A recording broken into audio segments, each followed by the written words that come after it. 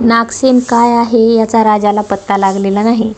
मग राजा म्हणतो की भंते, आपण खोटे बोलत आहात, नागसेन कोणीच नाही. तेव्हा आयुष्मान नागसेन राजाला म्हणतात, महाराज, तुम्ही क्षत्रिय फारच सुकुमार आहात. दुपारचे ऊन, गरम वाळू आणि सर्वत्र खडतर जमिनीवरून पायी चालत आल्याने आपले पाय दुखत असतील, शरीर थकले असेल, शारीरिक त्रास होत असेल. आपण इथपर्यंत पायी चालत आले काय किंवा एखाद्या वाहनावर आले का? राजा म्हणाला, भंते, मी पायी नाही आलो, मी रथावर आलो आहे. महाराज, तुम्ही रथावर आले आहेत तर मला दाखवा, तो रथ कुठे आहे? भंते नागसेन राजा मिलिंदियास रथ काय आहे हे विचारतात.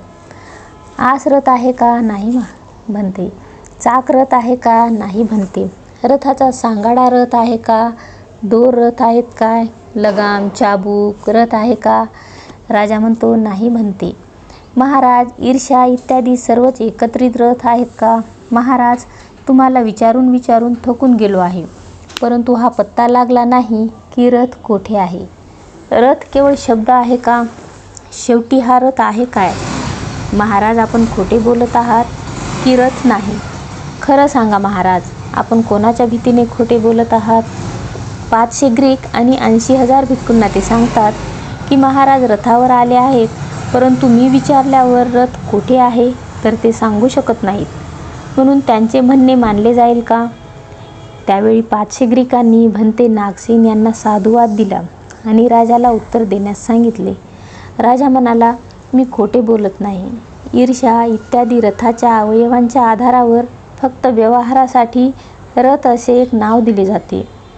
भंते नागसेन म्हणतात, महाराज, फारच चांगले, तुम्हाला समजले रथ काय आहे. त्याचप्रमाणे महाराज, माझे केस इत्यादीच्या आधारावर केवळ व्यवहारासाठी नागसेन असे एक नाव दिले जाते.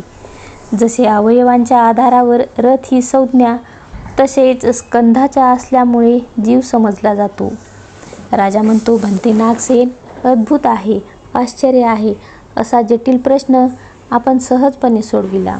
यावेळी तथागत भगवान बुद्ध असते तर त्यांनी देखील साधुवाद दिला असता. साधू साधू नागसेन.